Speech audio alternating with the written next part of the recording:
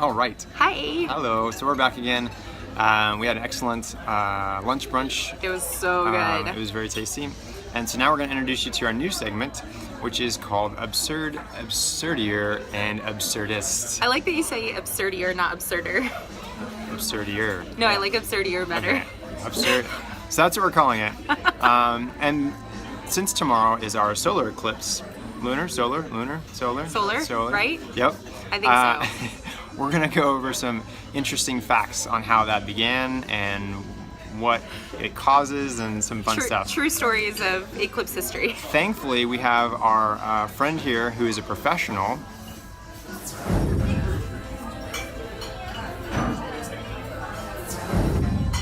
Shaheer is here with us today, and so we're going to be getting his excellent advice and informative opinions on these matters as well. So here we go. Jennifer's going to start us off with our first. Which one are we going to start with, Jennifer?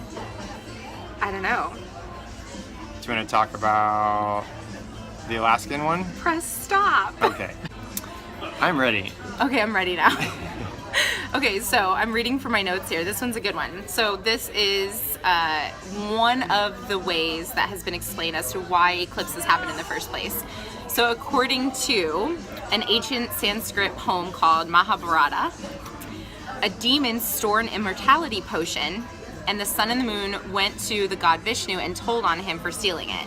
So Vishnu chopped this demon's head off before he could drink the potion.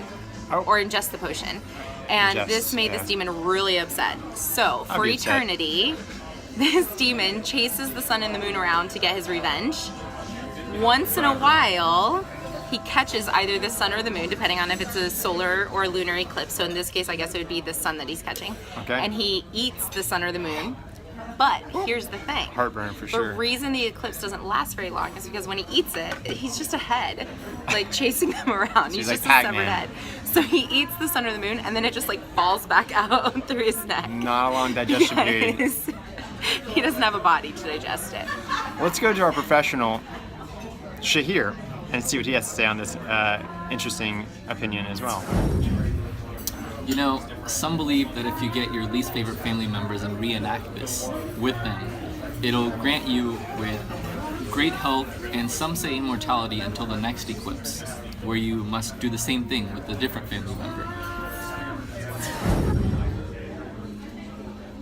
You know, Shaheer, I've actually heard that, and it's true. And once you've actually run out of family members, local people would typically go to their favorite fast food joint like McDonald's and just go ahead and invite people over for a delightful meal and repeat the ritual. So yeah, that adds up. I think that's accurate. Okay, so now let's talk about some modern day, some of these are ancient, but they've still played out in modern day times, superstitions about what might happen to you during an eclipse, during a solar or a lunar eclipse. So there are some Alaskan tribes. Okay. Those are my people. They are your people. You're Alaskan. Kind of. I was born there. So some Alaskan tribes still practice this to this day, the superstition that during an eclipse, the air becomes completely contaminated. Definitely. So in order to prevent themselves from being contaminated with the air from an eclipse, during an eclipse, they'll turn over all of their dishes and pots upside down. Oh, right. That makes their sense. Mugs, Yep. everything. Yep. Because if the utensils are up right side up, right? Right. They're open to the contamination. Clearly. It doesn't matter that Gravity. if you turn them upside That thing, down, yeah. there's still like airflow going Yep. into the pots or No, the mugs it's gravity. It pulls it into it, so that exactly. makes sense. Yeah, they gotta So cover it as up. long as you turn just word to the wise, as long as you turn your dishes upside down during the eclipse, you'll prevent any contamination from happening. Makes sense. You'll be safe. I'm sure our professional has some more to add to this. Let's check in with Shaheer. Let's see. Fun fact on top of that is that during this period in Alaska, Darth Vader helmet sales skyrocket to prevent further contamination.